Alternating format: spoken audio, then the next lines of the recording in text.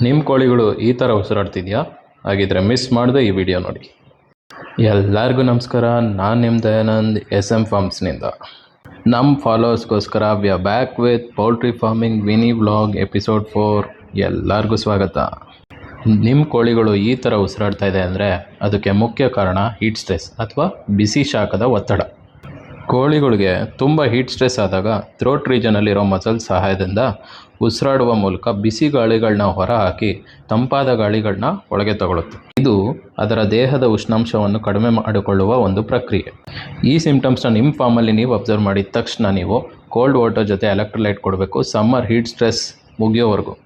ಜೊತೆಗೆ ಫಾಗರ್ ಮುಖಾಂತರ ಕೋಳಿಗಳ ಔಟ್ಸೈಡ್ ಬಾಡಿ ಟೆಂಪರೇಚರ್ನ ಕೂಡ ಕೂಲ್ ಮಾಡಬೇಕು. ಇದರಿಂದ ಕೋಳಿಗಳ ಮಾರ್ಟಾಲಿಟಿ ಕಡಿಮೆ ಆಗುತ್ತೆ ಹಾಗೂ ಎಗ್ ಪ್ರೊಡಕ್ಷನ್ ತುಂಬ ಬೂಸ್ಟ್ ಆಗುತ್ತೆ. ಇದೇ ರೀತಿ ಪೌಲ್ಟ್ರಿ ಫಾರ್ಮಿಂಗ್ ಹಾಗೂ ಶೀಪ್ ಫಾರ್ಮಿಂಗ್ ಟಿಪ್ಸ್ಗಾಗಿ ನಮ್ಮ ಪೇಜ್ನ ಫಾಲೋ ಮಾಡಿ. Thank you.